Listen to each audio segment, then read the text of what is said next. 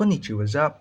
Sa video ito, ipapakita natin ang pagkuha ng atomic mass ng first 20 elements ng periodic table by just using the code -738-85-410.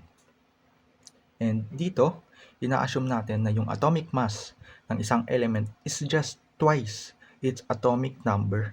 But to be exact, kailangan natin mag-add ng number na manggagaling sa addend. And itong addend ay makukuha sa code sa taas.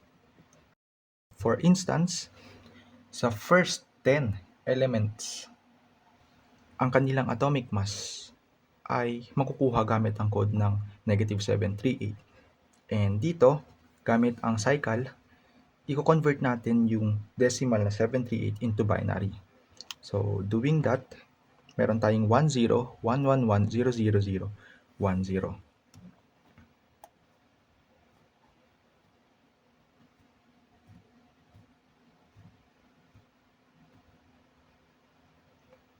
Yan.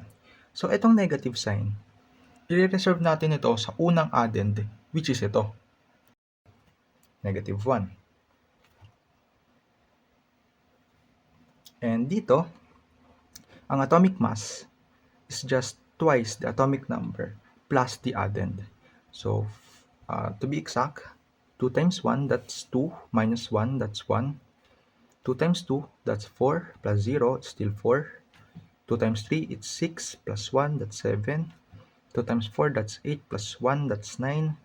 2 times 5 is 10, plus 1, 11. 2 times 6, that's 12, plus 0, still 12.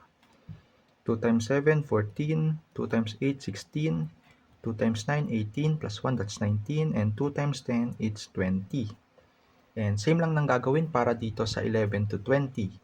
And dito, however, ang gagamitin naman natin na code ay 85 lang. And doing so, ang code na makukuha natin ay 1010101.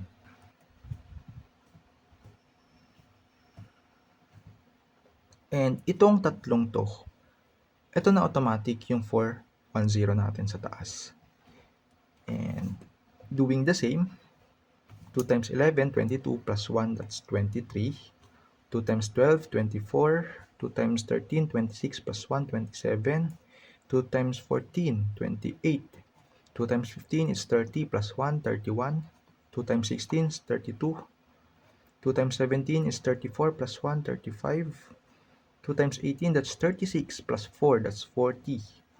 2 times 19 is 38, plus 1, that's 39. And 2 times 20 is 40.